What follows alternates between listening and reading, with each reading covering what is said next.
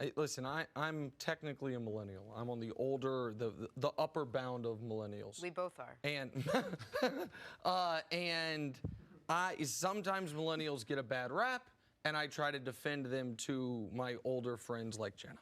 Hey. But now you've got a NBA superstar saying that Bill Plaschke's bullying him. Come on, man. And the media blaming here, here's the other hard truth for Kevin. Everything we said was correct.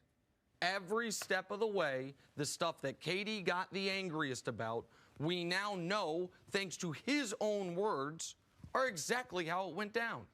That he was checked out on OKC during his final year there, already thinking about his next move, up to and including during the 3-1 deficit. A few months ago, he went on Hot 97, said blowing that 3-1 lead was not even one of the 5 biggest losses of his career because he didn't think they were really a true championship contender. What?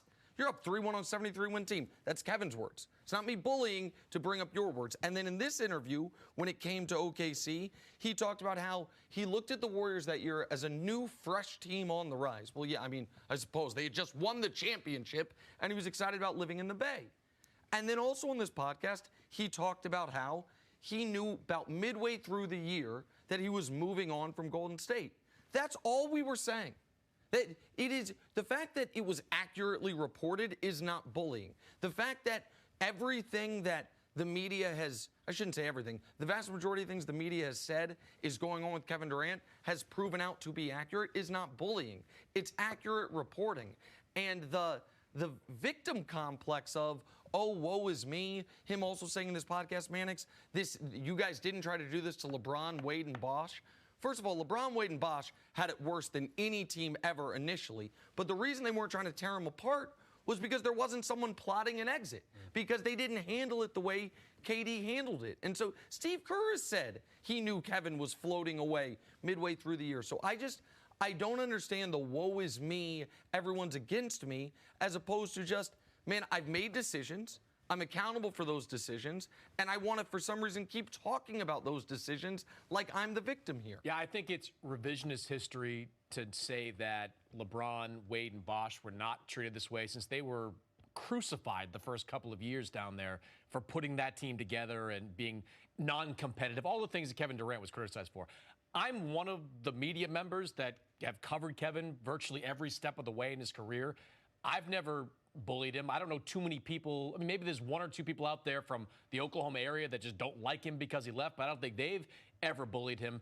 He just never made the transition from what he was in Oklahoma City, this kind of revered figure that began in Seattle, stuck with his team all the way throughout, into just the mercenary for hire that he became in Golden State. He never understood why the criticism and why the villainy was so strong. The other thing I think what a lot of this comes down to, and he's somewhat right about this, I don't think he gets the respect he deserves for the 2 championships they won in Golden State. I think, Nick, there are still people out there that would say, well, Golden State would have won without him. That is categorically untrue.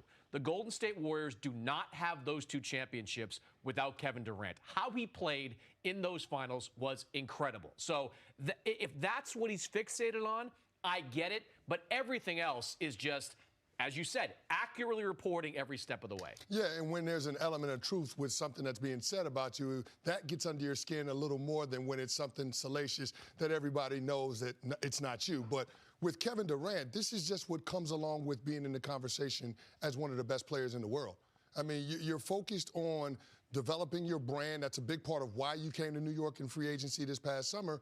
I mean, if you want to have the show, the boardroom, and do all the other things off the court, if you want to make $30 to $40 million a year with your basketball salary, people are going to have questions about why you make certain decisions.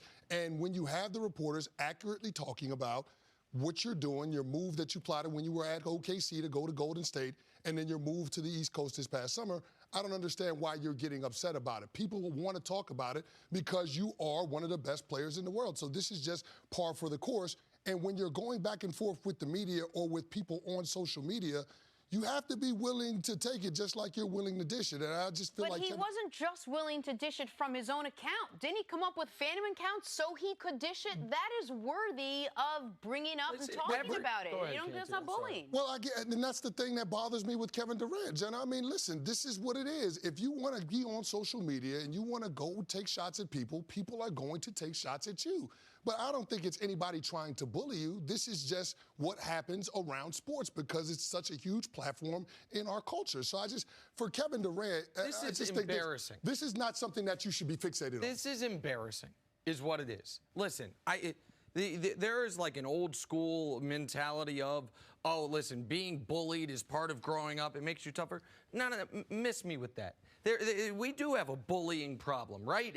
And by the way, adults can bully other adults. It's a real thing, and I'm glad we're getting to a place where we are recognizing that and trying to do better, especially for young people. I mean that sincerely.